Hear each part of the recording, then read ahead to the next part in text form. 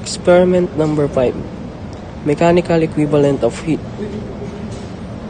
Introduction. The principle of the conservation of energy tells us that if a given amount of work is transformed completely into heat, this law means that energy can neither be created nor destroyed. Rather, it can only be transformed or transferred from one form to another. In this experiment, we will know how mechanical energy turns to heat energy. Procedure.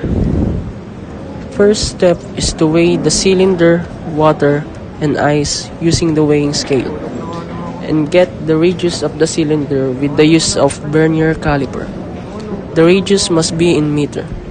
After weighing and getting the radius, we would have to know the room temperature, and we will set the temperature of the cylinder 10% below to the room temperature with the use of ice with water.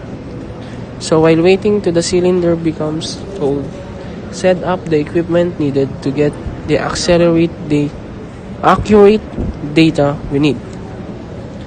First, attach the apparatus to the table and connect the multimeter to the apparatus to get the resistance. So when the cylinder reaches the ideal temperature, put the cylinder to the apparatus. Wrap the nylon rope several turns around the aluminum cylinders. Tips: 4 to 6 turns should work well.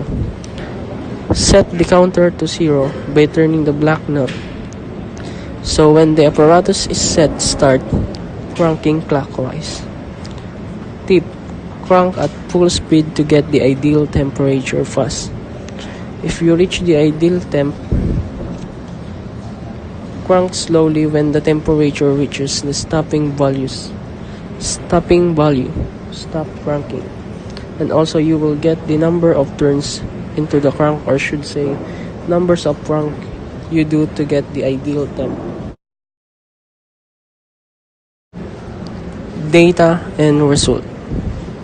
In this picture shows the data we gathered in our experiment. Observation and conclusion. We observe as we turn to crank the higher resistance we produce. And also, it increased the temperature from a cold cylinder to hot cylinder because of the crank, rope, and the 5 kilogram mass causes of friction.